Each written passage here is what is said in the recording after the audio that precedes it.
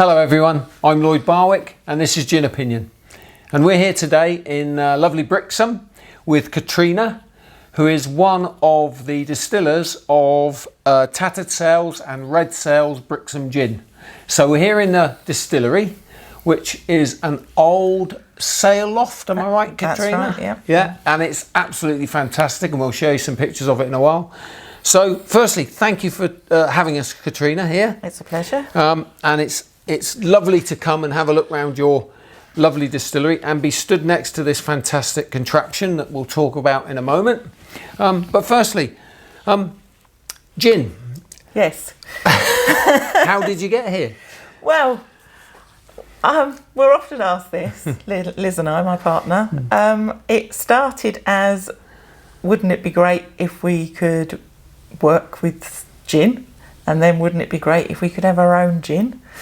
And it actually happened. We were both fed up with the jobs that we had. And I said to Liz, I tell you what, if the company Brixham Gin is available, we'll do it.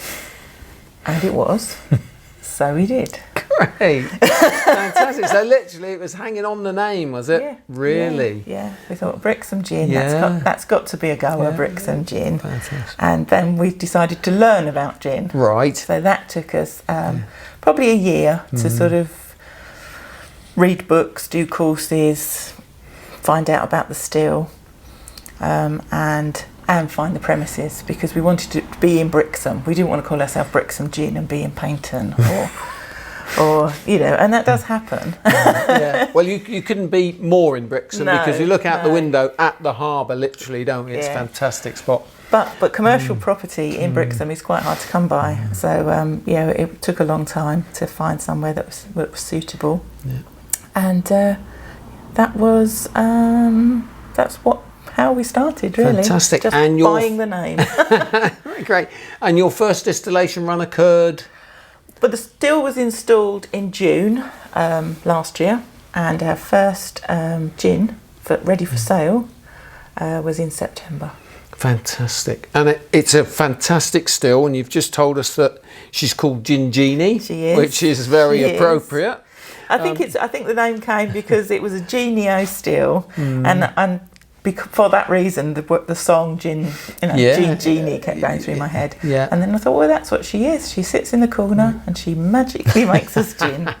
Fantastic. So the name stuck. Right. And it's a very, very clever still, isn't it? It's a clean pot. Yeah. With a vapour infusion stack. Yes. Yeah, Yes. and you vapour infuse all your botanicals. All of them, in yeah. both the red cells and the tattered cells. Yeah. And we can see you've just told us you've just finished a run. Yeah. And we can still see the botanicals in the stack here. That's So the order we always put them in. and the order, yeah. So you've interestingly got you've got copper springs in here. That's right. To create your copper element. That's it. To, because that gives you the same sort of surface area as if the inside of the pot was still. a copper. Yeah. Yeah. So Very, very clever. Very, very clever. And then the botanicals, of course, some juniper, and you've got four citrus elements. citrus, yeah. You told us. That's right. And some orris. Yeah. And we've got the big four in the there. big four in there. Here we've got juniper and coriander. Oh, that's right. You've got your coriander in with your juniper. And then in here we've got orris and angelica, which makes gin basically. Yes. But then in there we've also got hard things like chestnut wood and cinnamon. Very interesting. Chestnut wood. That's a first. and this is the run for red sales, yeah? This is red This sales. is red yeah. sales. Yeah. And red sales, well, and tatter sales as well, are London dry. They are London dry. In production method. Yeah. Yeah. And here they are on the table. We have a bottle of each here. And red sales very much in the London dry style. The botanicals are very classic. Yeah. Aren't they? Yeah, there's nothing of shock. No shock botanicals in there at all, but just a very good classic gin. Yeah. I'm really pleased with it. We went for something, because I like a sipping gin. Yes. And my friend likes a sweet drink. Right. So she likes a tonic or a lemonade in hers. So, but we wanted something that I could drink just with ice or with water. So I was happy with it, but then we had to get other people in to make sure that it was actually gin, because when you've made so many, you can't tell.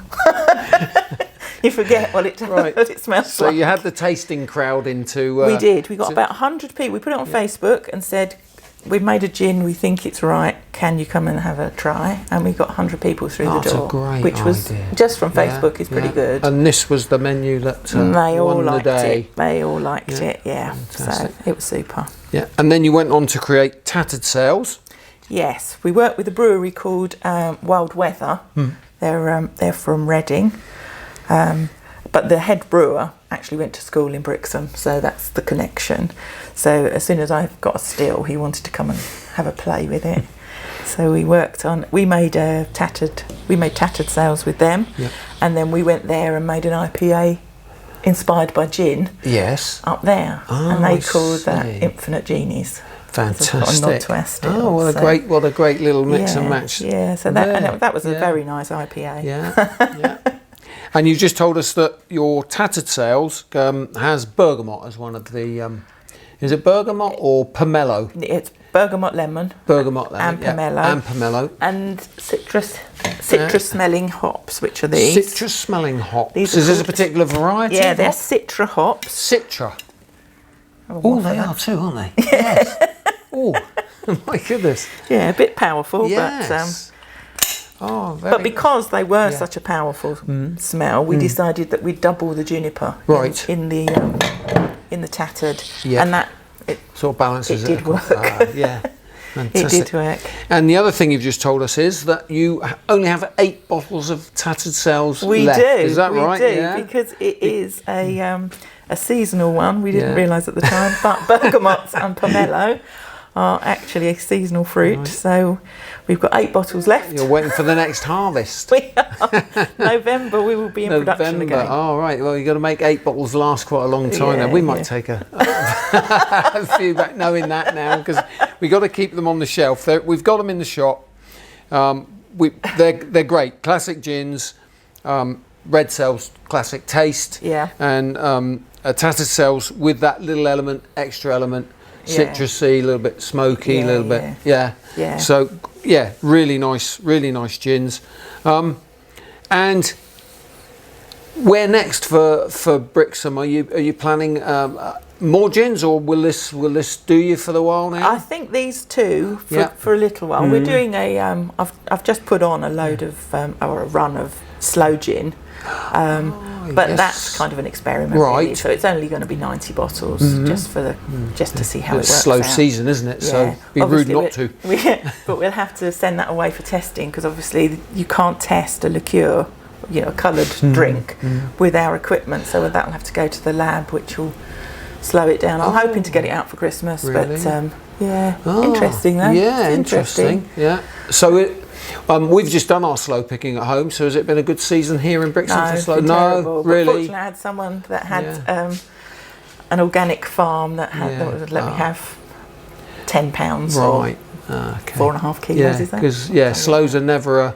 They weren't such. It's not such a good year. No, ours were quite small. We've certainly had better seasons for slow, but at least we've got some. And the wild ones here, there's nothing. Really? Yeah. Oh, right. So no, but fortunately, I knew someone that could supply me.